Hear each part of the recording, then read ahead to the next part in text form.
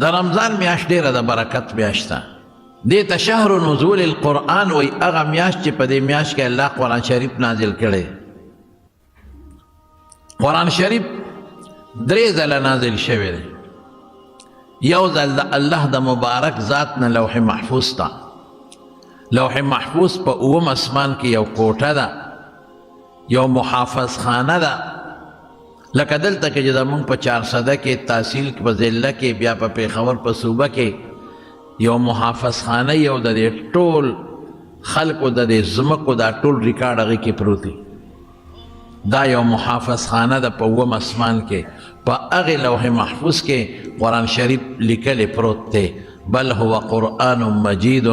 فی لوح محفوظ. لومبې د الله د مبارک ذات نه دقه ځای ته قرآن شریف نازل شو. علما وی دا د رمضان میاشت وه. اگر چې هغه زمانه کې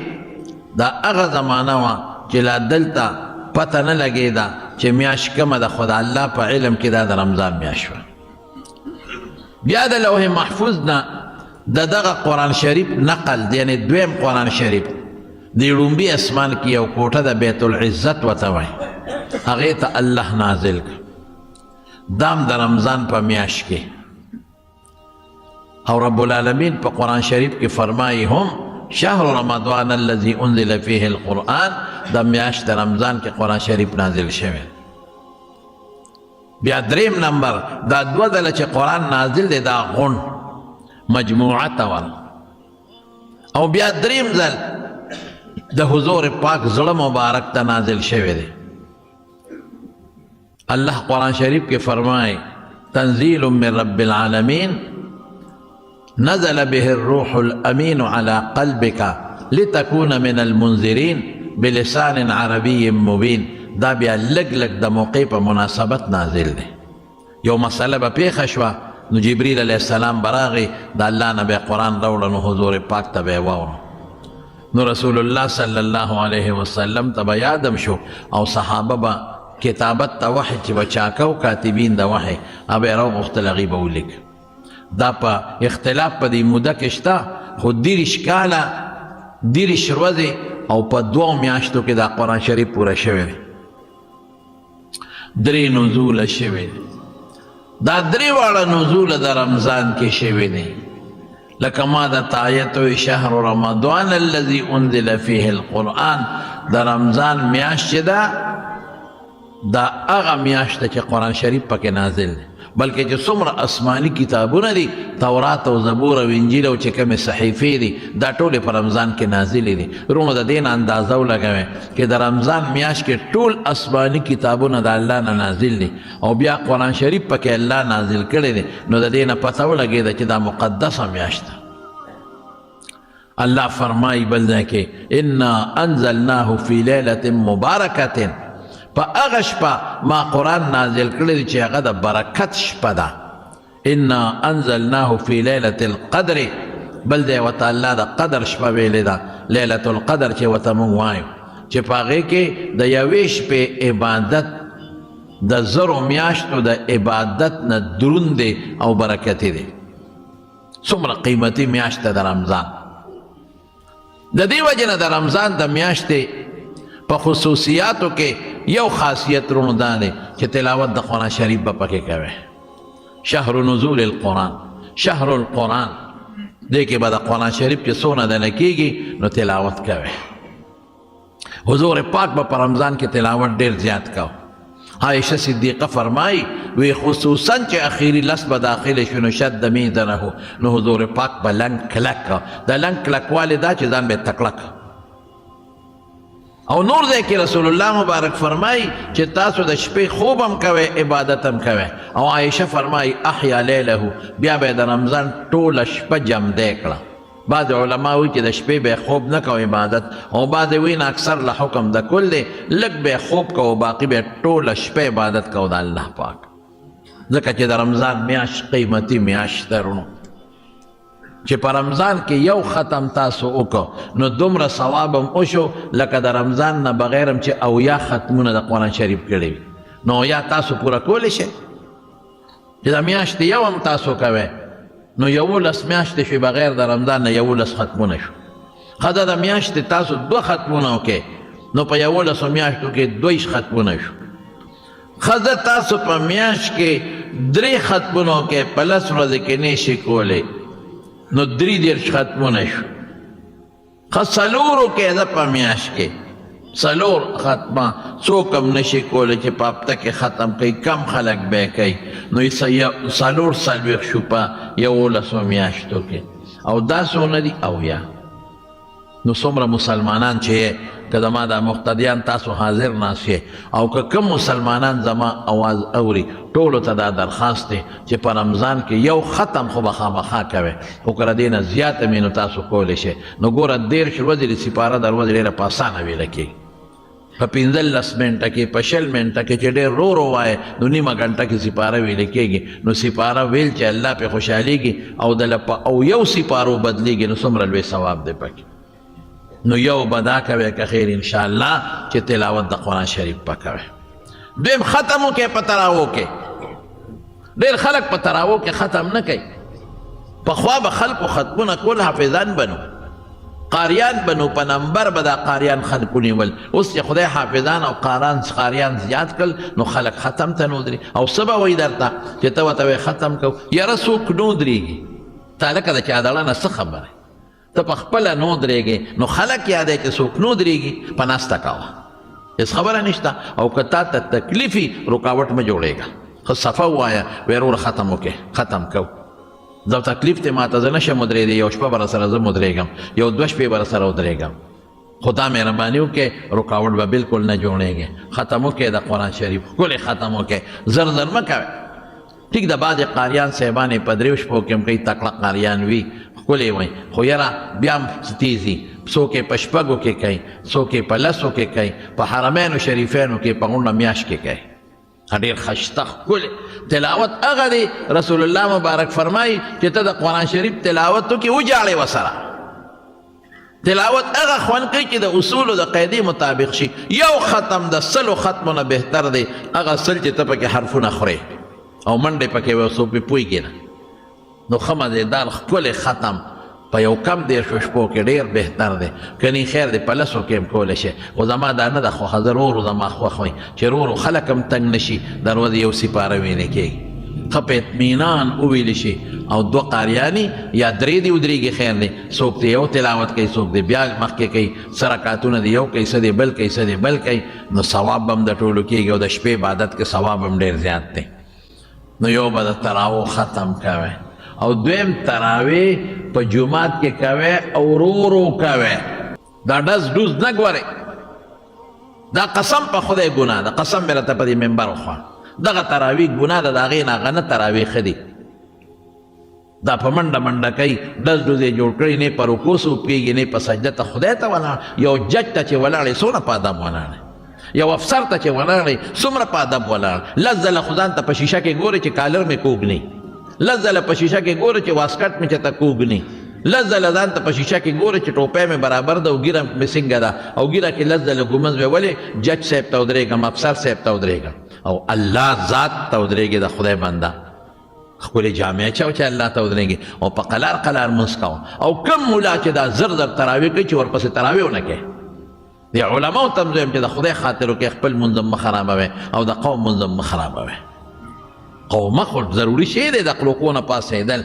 دا خو واجبه ده، او بعضې علما ورته فرض وایي. د 2 سجدو منځ کې ناسته چې جلسه ورته وایي چې املا مکمل نیغه کې، دا خو واجبه ده، او بعضې علما ورته فرض وایي.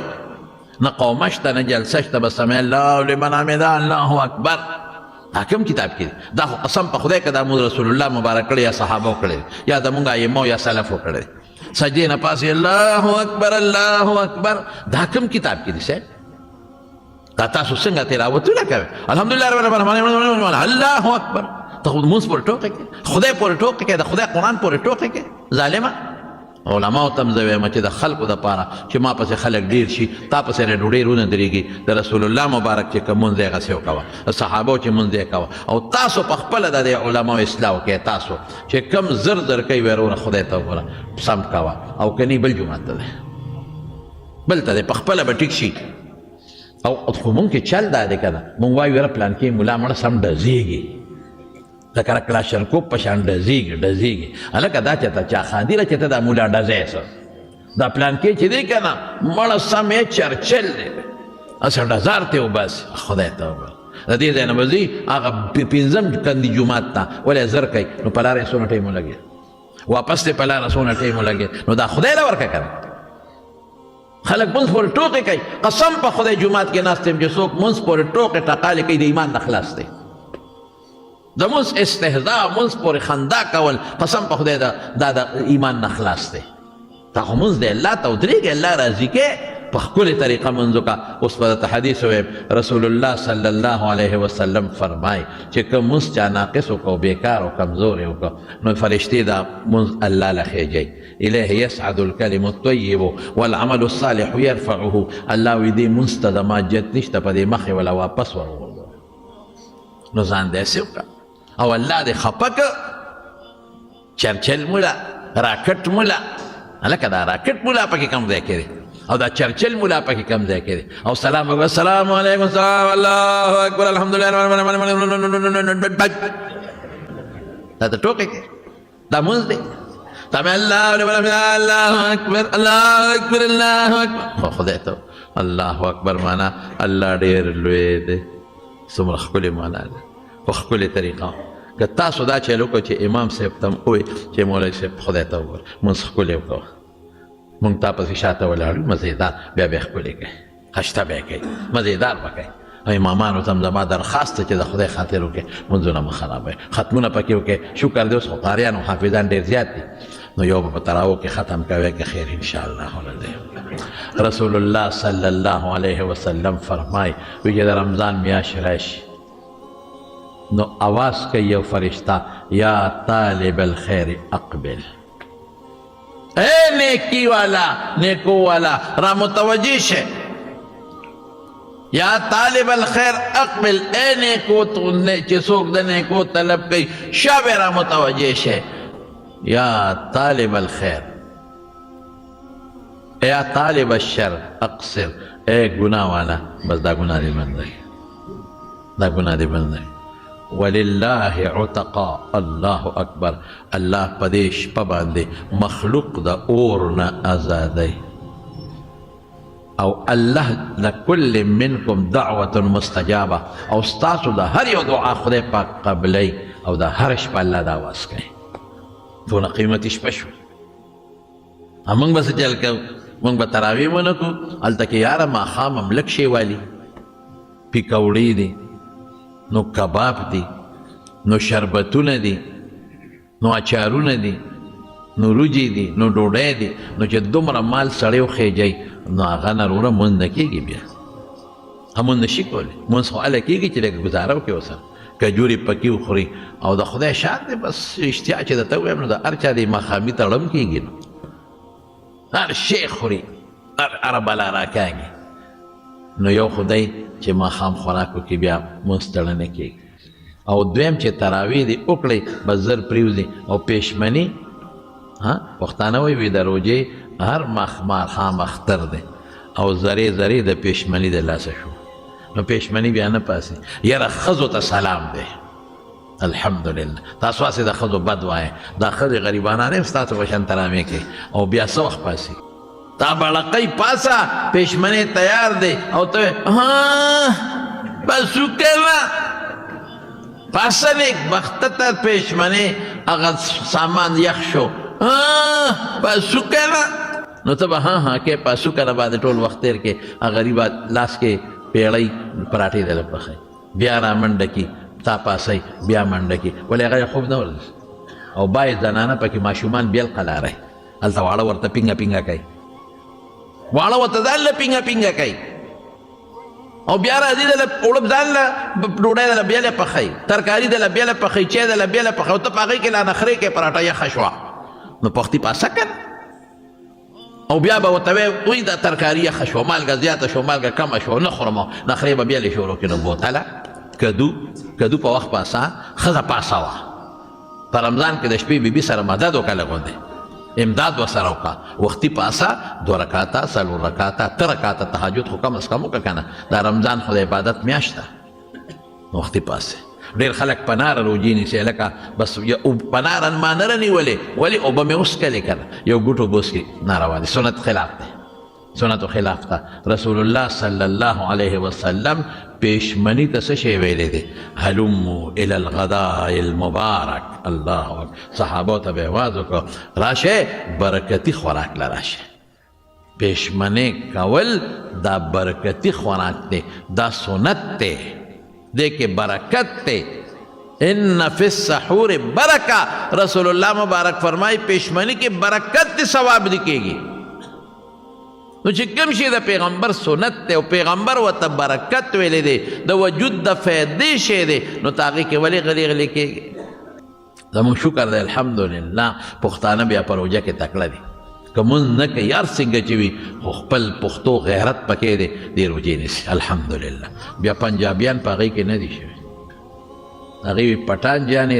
روزه جانې پښتون پیشه او روژه پیشه هغه یو پنجابي و نو روژه به یې نه نیول او روژه ماتي ته به یې پرلت ته مخکې نه راتاو کړی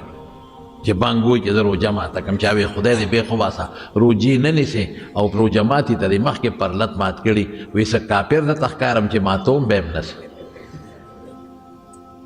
یقینو کې په دې سن کې نه دي په دې سن کې ما ته پوره پته ده چې هلته د روژې په میاشت کې دا د څاروو میلې چې لګې نو هغې کې باقاعده دا چولې خرڅېږي او دنیا خوري شربتونه او پیکونې او کباب اړو پروا نشته بلکې زه یو ځل تلم سره محمد حاجي صاحب د خدای پاک وبخي هغه سره تلم د هغوی ځمکه او هغه میرپور نه شاته هغوی په روژه کې باقاعده ودونه کوي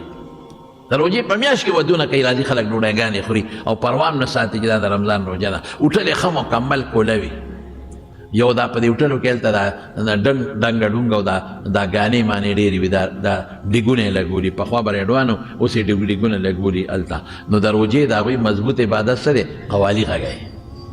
هر هوټل کې لګیا د قوالي غږېږي بس دا د هغوی یو برکت دی دا قوالي ډنګار ورسره خېږي او د حضور پاک نعتونه ورسره وایي ګناه کوي د پیغمبر نعت او د خدای حمد او هغې سره ډنګار کول هغې سره باجې وال او هغې سره تروړی غږول دې کې دا په کوم شریعت کې دی ګناه او شکر دې زموږ خلک روژې نیسي